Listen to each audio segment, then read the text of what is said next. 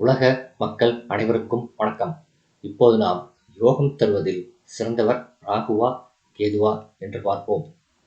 ராகு கேதுக்கள் நிழல் கிரகங்கள். இவர்கள் இருவரும் அந்நிய பாசைக்குரிய கிரகங்கள். அந்நிய நாட்டின் தொடர்பை ஏற்படுத்தி கொடுக்கும் கிரகங்கள். இவர்கள் இருவருக்கும் 12 ராசிகளில் எந்த ராசியும் சொந்த ராசி இல்லை. இவர்கள் அமரக்கூடிய இடத்தை வைத்து நல்ல பலனையோ தீய பலனையோ கொடுப்பார்கள். ராகு கேதுக்கள் தான் அமரும் ராசியை தனதாக்கிக் கொண்டு அந்த ராசியின் அதிபதி எப்படி செயல்படுவாரோ அதேபோல் இவர்கள் செயல்படுவார்கள். 3, 6, 11 போன்ற இடங்களில் ராகு கேது அமரும் போது நல்ல பலன்களை கொடுப்பார்கள். 3, 6ஐ விட 11 என்னும் லாபஸ்தானத்தில் அமரும் ராகு கேதுக்கள் நல்ல பலன்களை கொடுப்பார்கள். லாபஸ்தானத்தில் அமரும் ராகு கேதுக்களுக்கு வீடு கொடுக்கும் கிரகம் அவர்களை பார்த்தாலும் அல்லது இணைந்தாலும் நல்ல பலனை கொடுப்பார்கள். குருவினுடைய பார்வை ராகு கேதுக்களுக்கு ஏற்பட்டாலும் அவர்கள் தரும் தீய பலனை கட்டுப்படுத்தி கொண்டு நல்ல பலனை வழங்குவார்கள். ராகு கேதுக்கள் குருவினுடைய வீடான தனுசு அல்லது மீனத்தில் அமர்ந்தால் நல்ல பலன்களை கொடுப்பார்கள்.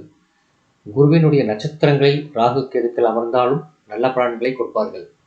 பொதுவாக 11ஆம் இடத்தில் ராகு அல்லது கேது அமர்ந்தாலும் உன்னதமான பலனை கொடுப்பார்கள். லக்னாதிபதியின் பார்வை ராகு கேதுக்களுக்கு படுமானால் அவர்களும் நல்ல பலனை கொடுப்பார்கள். அதேபோல் லக்னாதிபதியின் சாரம் பெற்ற ராகு கேதுக்களும் நல்ல பலனை கொடுப்பார்கள். ராகு கேதுக்களுக்கு வீடு கொடுத்த கிரகம் நீச்சம் பெற்றோ அஸ்தமனம் பெற்றோ 6, 8, 12 போன்ற மறைவிடங்களில் நின்றோ இருந்தால் ராகு கேதுக்கள் 11 என்னும் லாபஸ்தானத்தில் அமர்ந்தாலும் நல்ல பலன்களை கொடுக்க மாட்டார்கள்.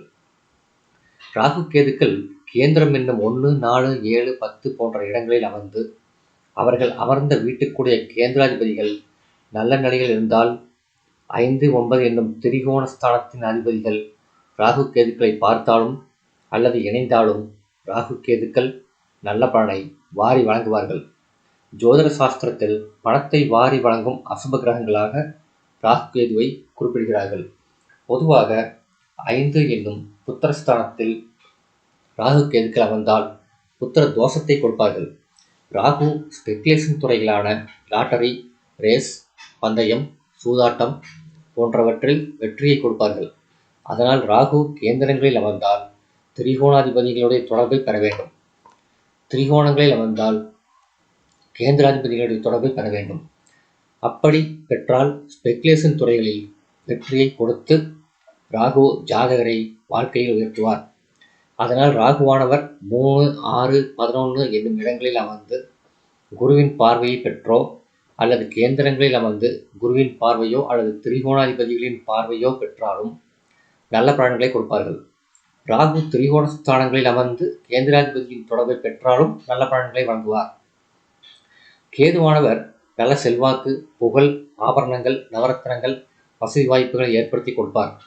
நைசர்கிக பலத்தை பொறுத்தவரையில் எல்லா கிரகங்களையும் விட கேதுவே பலமானவர் என குறிப்பிடப்பட்டிருக்கிறது.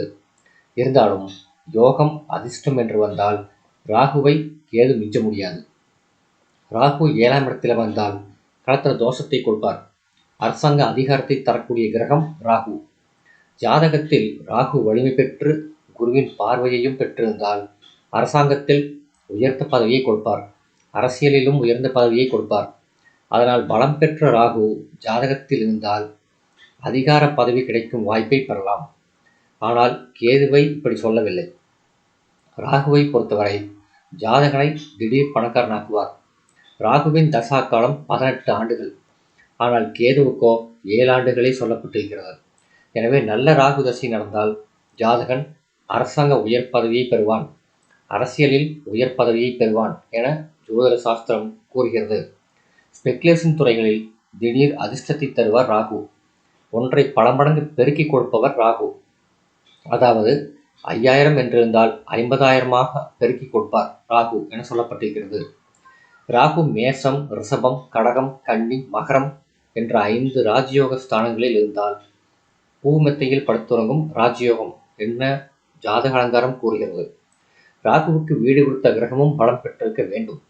அப்படி பலம் பெற்று அமர்ந்த ராகுவின் 18 வருட தசைகளில் ஜாதகரை ஸ்பெகுலேஷன் துறைகளில் திடீர் செல்வத்தை கொடுத்து பணக்காரனாக்குவார். ஜாதகர் அதிர்ஷ்டசாலியாக மாறுவார். அரசாங்க ஆதரவை பெறுவார். நல்ல குடும்ப வாழ்க்கையையும் குழந்தை பாக்கியத்தையும் பெறுவார். ராகு மிலேச்ச கிரகம் என்று சொல்லப்பட்டிருக்கிறது.